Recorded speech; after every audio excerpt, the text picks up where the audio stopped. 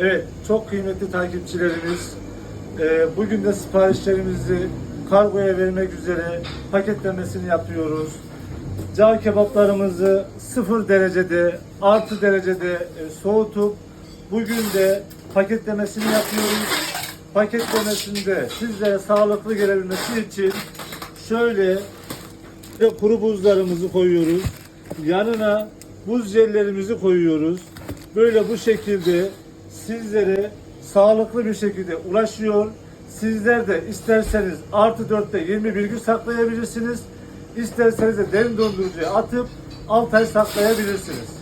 Şimdiden bizleri tercih eden herkese çok teşekkür ediyoruz ve denemek isteyenleri de mutlaka bekliyoruz.